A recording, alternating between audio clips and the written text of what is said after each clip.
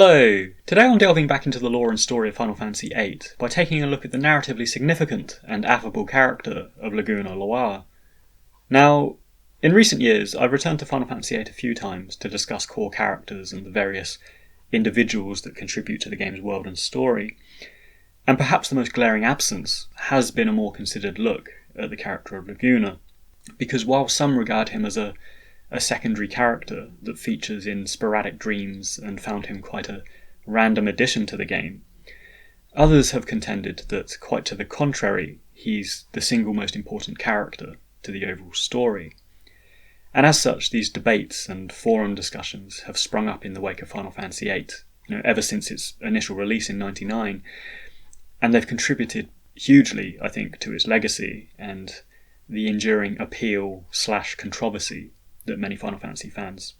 have with regards to this title. And on that note, and just before delving into Laguna, I do find the legacy and the ongoing discussion around Final Fantasy VIII quite interesting, because for a long time, popular opinion did seem to slant towards the negative with this game. And one of my earliest discourses on the channel was an attempt to sort of celebrate and respond to that in a more positive way, because all of the reviews I was encountering were kind of quite negative. But fast forwarding to today, and perhaps it's just me, but it does seem like popular opinion has shifted somewhat, and it's interesting to see that Final Fantasy VIII is often now discussed in a much more positive way among both veteran and incoming Final Fantasy fans. And I think certain aspects of the game, particularly around its story and the structure and the pace of it, and Laguna as a core component of that, are appreciated considerably more now than they have been over the preceding decade or two, which is an interesting thing to see, although I'm not sure whether it was the remaster or Dissidia appearances or what might have prompted this sort of change of heart and change of attitude towards the game. So let's shift focus now and look at Laguna. And at the time of Final Fantasy VIII's release, the way he was introduced and woven into the central story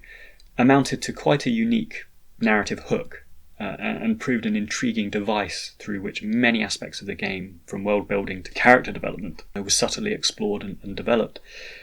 But starting first with the way Laguna was ushered into the game events through an unexpected dream sequence,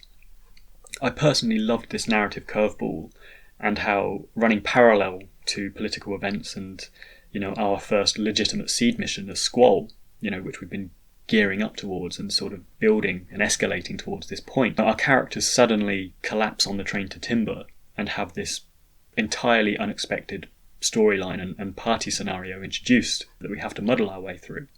Now, as I've touched on already, some people didn't like the dream sequences, but for my part, I think firstly, it provided an excellent mystery early on, and I remember being instantly hooked by the story at this point, because I wanted to find out why Squall and Co. were having these, simultaneous dreams about these seemingly random characters. And secondly, the Laguna segments offered brilliant flourishes of context to the setting and the game world, and often foreshadowed or offered another perspective on things that we encounter as the main party. For example, until the first Laguna dream, we've only seen Galbadian soldiers as the enemy. The entire Dole mission was designed to introduce some narrative context to the geopolitical events, and Galbadia is obviously established here to players as the bad guys. But turning to the first dream sequence, we meet the Galbadian soldiers Laguna, Kiros and Ward, who are not only not menacing or not evil, but quite to the contrary, they are immediately presented as quite hapless and goofy, good-natured individuals who happen to be lost in a forest. And this is by and large what Laguna's periodic appearances offer the game. They contextualise the world a little more and offer a curious glimpse of places and events that we are yet to see as Squall and Co. And another great example of this is when we arrive at Deleng City as Squall for the first time, because there's this uncanny familiarity to the place, because we've already been there as Laguna. And I think on my first playthrough, and perhaps others did this, but the first thing I did was visit the hotel and run around trying to find some hint of him. So I always liked the juxtaposition of how Squall's party in the present are trailing in the wake of Laguna's movements in the past. It was a very interesting plot structure, and I think it added a lot of intrigue to the overall experience. Now, looking more broadly at this past versus present structure and Laguna's inclusion, I don't think we can call it entirely unique to Final Fantasy VIII, and I think most Final Fantasy games, particularly those released through the latter 90s, succeeded brilliantly in their storytelling because they were so attentive to world building and presenting characters and settings with a sense of history. And in many Final Fantasies, we are plunged into the flux of events that are direct results of the past, whether it's riding into Midgar on the train as Cloud, or kidnapping a princess, or being dragged into Spira, and so on. But what's interesting about Final Fantasy VIII is that rather than the odd contextual flashback or a brief playable scenario, the past is intrinsic to the game experience and the game's themes. It's much more prevalent and it's much more playable than other Final Fantasies. Yet paradoxically, by first appearances at least, it's also narratively disconnected with events and characters of the present. We are not travelling back to play as Squall or anyone that we know, but instead we travel back and play as this slightly goofy, affable Laguna character who, on the surface at least, rather than contributing to the central plot, seems to be completely at odds with it, and at odds with our hero, and at odds with current events. And once again, I just loved the intrigue around that, and how this otherwise escalating, straightforward adventure story is disrupted, and a certain disharmony is introduced that piques our interest and builds towards a unifying point and narrative intersection, which is of course when we finally arrive at Esthar and come face to face with President Laguna. Now, within this past versus present structure, and looking at Laguna specifically now, I think he works doubly well, not just for the intrigue his dream sequences offered the game, but also for the personality and worldview that he brings to the table that is so contrary to our contemporary Seed Party, and particularly our protagonist Squall Leonhardt. Indeed, in the opening dream sequence, as I've already mentioned, we find Laguna lost in a forest, and the opening dialogue is his friends Kiros and Ward questioning whether they've gone the right way, and dismaying that they're lost again, which hints that this is a recurring feature of Laguna's escapades. For his part, Laguna says that rather than fighting Timber, they're going to go home to Delling City, and then we cut to him nonchalantly parking in the middle of a busy street and taking his friends to a hotel bar for a night of drinking. So this opening set piece for the Laguna story establishes his personality and immediately juxtaposes him with the severity of Squall, and where the latter is introduced as an austere and serious student, as witnessed in the Fire Cavern and the Dole mission, Laguna is evidently quite reckless and spontaneous by comparison, and whether or not he's attempting to abandon his post and go AWOL in this opening scene, or simply he's just giving up on trying to find the enemy, he's evidently a bit more non-committal than Squall when it comes to the soldiering lifestyle. Further to this, we have the scene in the Galbadia Hotel, which sees Laguna attempt to converse with his potential love interest Julia, only to cramp up, fail pathetically, and return to his friends. But quite tellingly, and significantly I think, by having put himself out there and out into the world and made the effort to engage,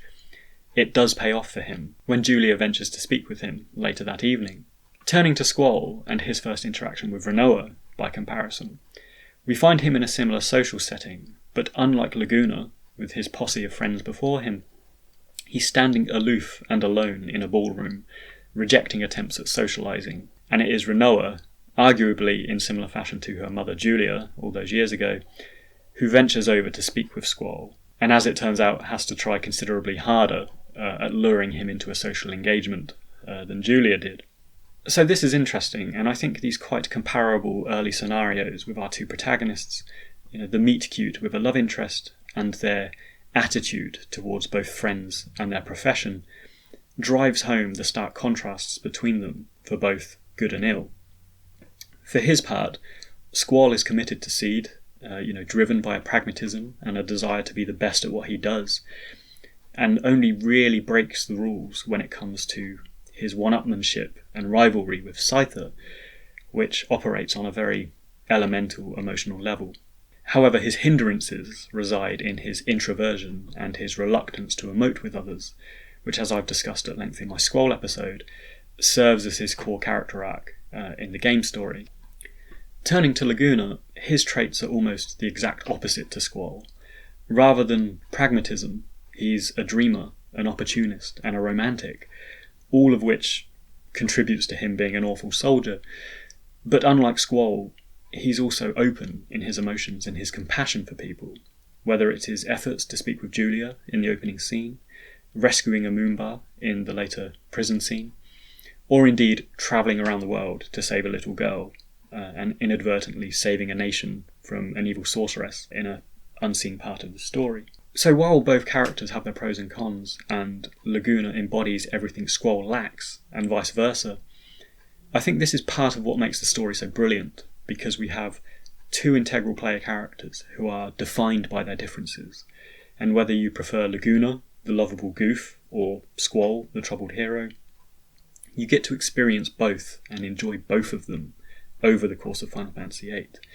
with the Laguna segments often being a tension-breaking, humorous reprieve and bittersweetness from the dramatic escalations of Squall and his central story, I think. Now, this said, I think one of the less discussed facets of Final Fantasy VIII is the maturation of Laguna's character, and while a lot of discussion is had around Squall's development from an introvert into a more open, compassionate person, I think Laguna undergoes an equal change from his reckless chancer attitude in the early game to a man who's finally taken responsibility and become president of a country, by the end game. So clearly, where Squall's gained some of Laguna's extroverted traits by the ending, so too has Laguna appropriated some pragmatism and leadership qualities too. And on the note of these unseen aspects of Laguna's story, personally, I quite liked that a lot was left to the imagination, or simply inferred by the circumstances of each dream sequence. And I think the reason Final Fantasy VIII remains so interesting for many fans is just how much is left unsaid and how much is left assumed or unresolved by the end game. And to this end, just to digress, it is on record that Final Fantasy VIII was originally a much longer game, and scenario writer Kazushige Najima has stated in an interview that the original script had half of the game length dedicated to Squall's story, and the other half of the game was dedicated to Laguna's story. So we might assume that this would have covered some aspects of the Esthar Rebellion, Ellone's story, and Laguna's ascension to the presidency, among other things. And to this end, and the prospect of 50% of the game being dedicated to Laguna, I know among Final Fantasy VIII fans it doesn't get much better than the prospect of an unabridged Laguna story. And for the most part I agree, and I believe that Laguna, Kiros and Ward are some of the best written party members of any Final Fantasy game to date, and have prequel potential written all over them. But at the same time, I am really happy with how Final Fantasy VIII turned out. And, for example, if the original script expanded on Laguna's story in ways that outrightly drew conclusions, such as stating he was Squall's father, or explaining his influence on Cypher, and offering closure to other subtle story elements like that, I think Final Fantasy VIII could have lost some of its magic and its enduring charm. And obviously this is just my opinion on stories in general, but I don't like being spoon-fed or overindulged with exposition, and being left to join the dots and piece things together, and secondary elements of the game story together, is part of what makes things so appealing. And perhaps Laguna's rebellion against Adele, or his relationship with Raine, being left to the imagination is better because we are perpetually interested and left to assume what happened. And I suppose we could compare Laguna's role in the story to that of Zack Fair's in Final Fantasy VII, who is something of a precursor and essential predecessor to the events that transpire in the main game. And while many people love Zack, there is also an argument that installments such as Crisis Core, and now the Final Fantasy VII Remake, potentially rob Zack of some of his earlier intrigue, or at the very least while his characterization is great, perhaps the stories or the gameplay or whatever don't quite do him justice. So if we were to see a comparable Final Fantasy VIII prequel, like Crisis Core, or a full remake that expanded on Laguna's role, it is interesting to consider what that might look like and how it might improve or taint the enduring legacy of Laguna's character. Now, moving on and looking at what I consider part of the genius of Final Fantasy VIII and the genius of Laguna's character, is that contrary to the apparent disconnect from Squall and central game events, it is of course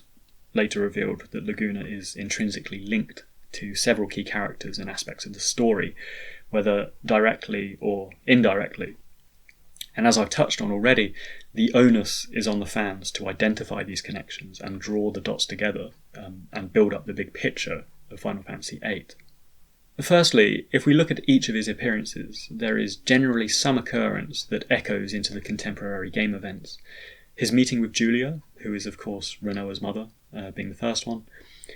And although it's fleeting, I think this is one of the most thematically weighted interactions in the game, since the romance between Laguna and Julia didn't materialise,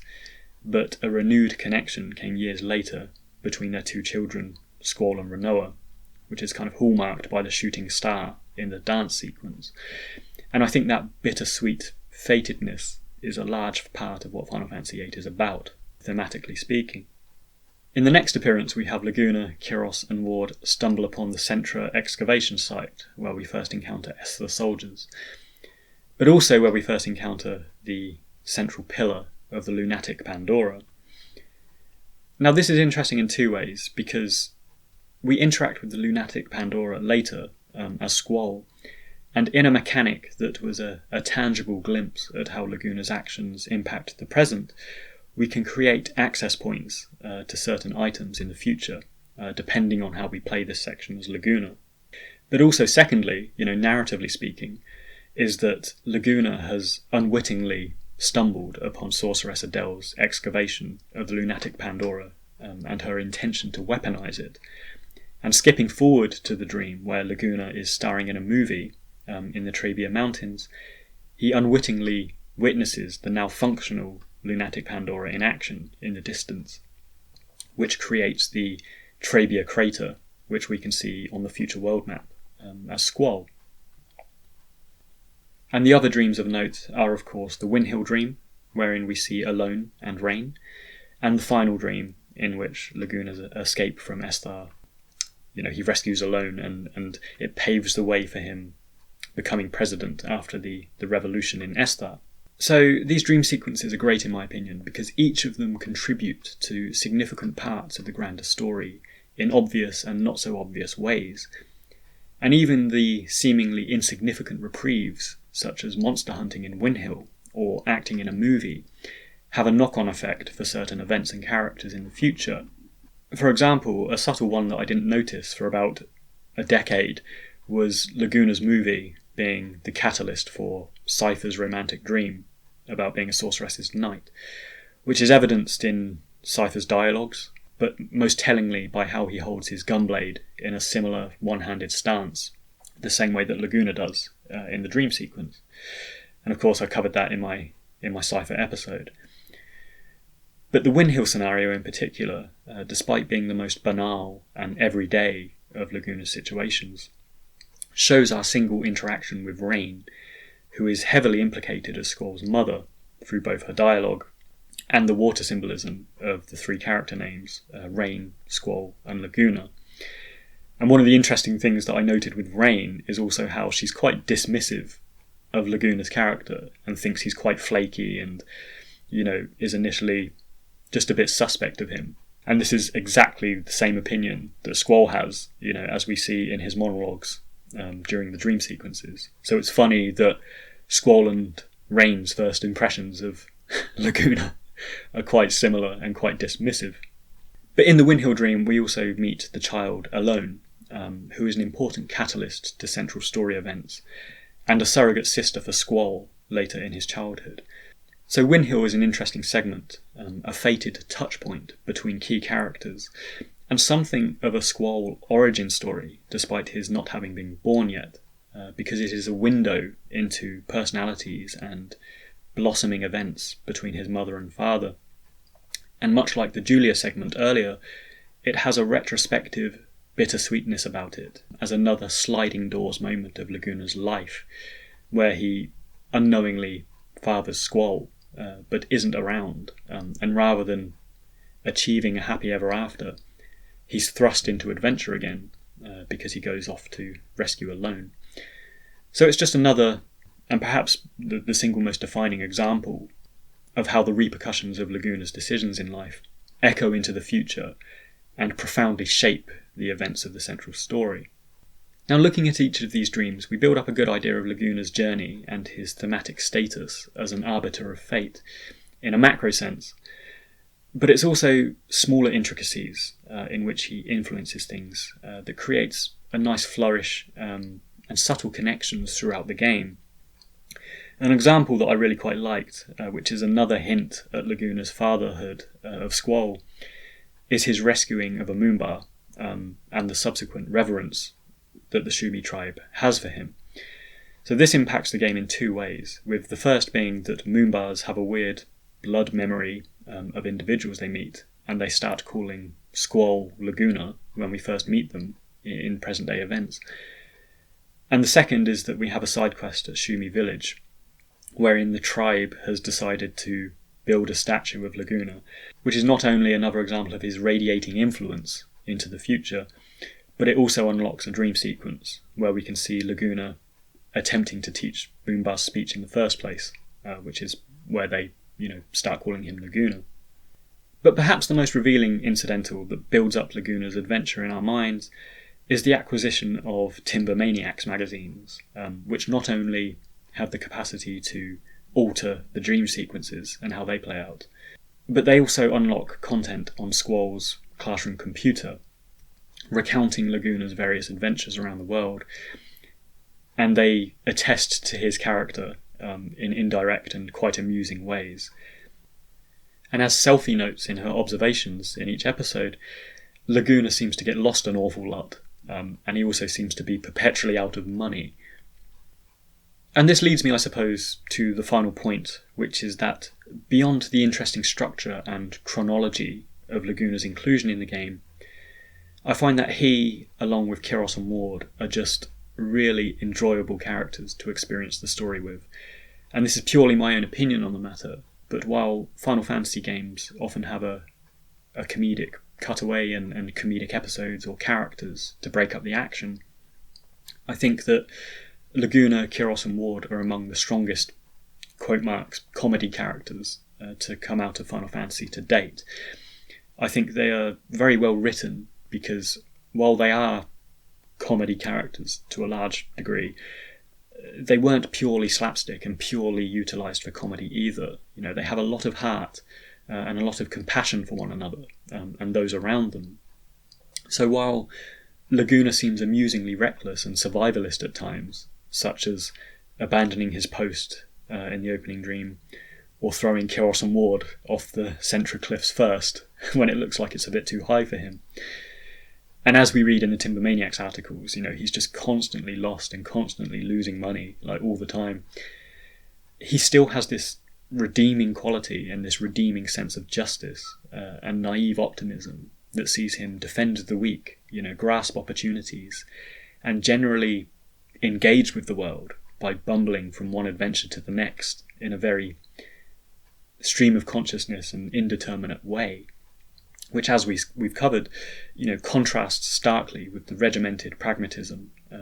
of his estranged son, Squall. So that about wraps up my thoughts on Laguna. As a plot device, I felt he was fantastically utilised as an initial mystery that later reconciled with the central story. And as a character, I think he was a brilliant touch of heart and humour that enriched the otherwise quite tense political events of the central story. If you got this far, thanks very much for listening. Kudos to you. You can drop a comment below to let me know your thoughts on Laguna. And if you haven't already, please consider subscribing to keep up to date with my latest Final Fantasy and non-Final Fantasy episodes.